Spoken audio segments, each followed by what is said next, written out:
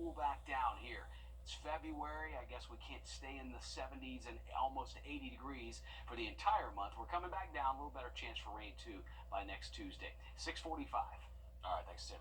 Georgia Republicans now throwing their full weight behind a push to ban transgender athletes from competing in girls' sports. As Abby Kasouris explains, the bill that they just introduced is considered one of the strictest in the nation. This new bill would ban transgender athletes from playing girls' sports at public schools from kindergarten through college. It would also require that transgender students use separate bathrooms, locker rooms, and have separate accommodations for overnight trips. This is simply about fairness and common sense.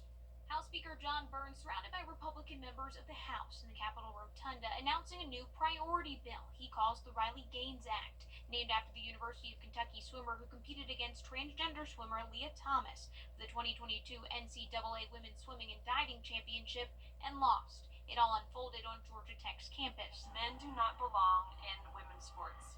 That's Gaines on a Facebook post from Frontline Policy, a Christian nonprofit with an activist arm who helped write Georgia's bill.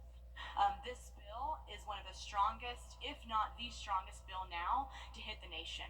25 states have passed bans. The Human Rights Campaign and LGBTQ activist group says bans have caused an increase in hate crimes towards the LGBTQ community. If this were a really big issue, if women in Georgia were really facing an existential threat in sports of trans women, they would be able to point to more than one instance, and they can't. Democrats announcing their own bill, the Equal Opportunities in Sports Act, calling out Republicans, saying if they really want to help girls' teams, they would ensure they have better equipment, practice times, coaches, and program funding. If Georgia Republicans truly wanted to protect girls' sports, they would stop their harping on the non-existent threat by trans athletes and embrace this legislation that empowers our girls.